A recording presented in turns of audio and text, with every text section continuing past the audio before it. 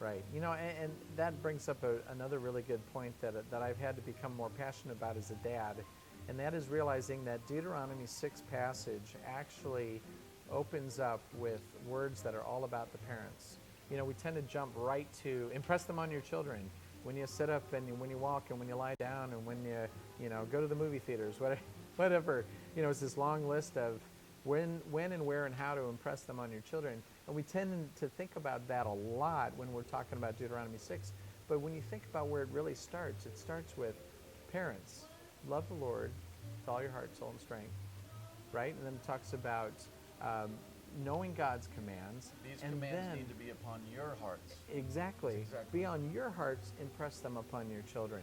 So we cannot neglect.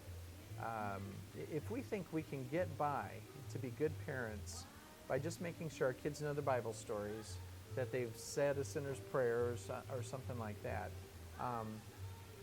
and we think we can get by with that, and that'll make a strong faith in their life, and we can get by with neglecting our own faith, we are making a big mistake, because that's not how it works.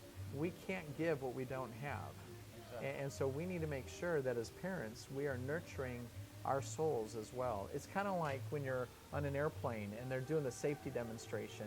What do they always say about the oxygen masks? They'll fall down, and if you're with a child or you're traveling with someone, make sure that you put on your own mask before you try to help anybody else, because they don't want you blacking out in the process of trying to help someone who's depending on you. So I think that's good advice for our spiritual lives as well and our families. Yeah, definitely. Thanks, Leon. Sure. Thanks. My pleasure. Thanks. Great to be with you. Same, and thanks for your wisdom. So, are you going to have more? Stay tuned. Next year, we'll have to do this Find again. out. That's right. 9. That's right.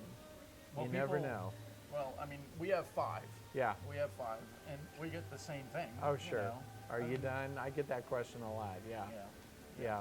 We think we're done, but you know what? We always leave room for God overriding or overruling what we think we know. My mom likes to say, man plans and God laughs.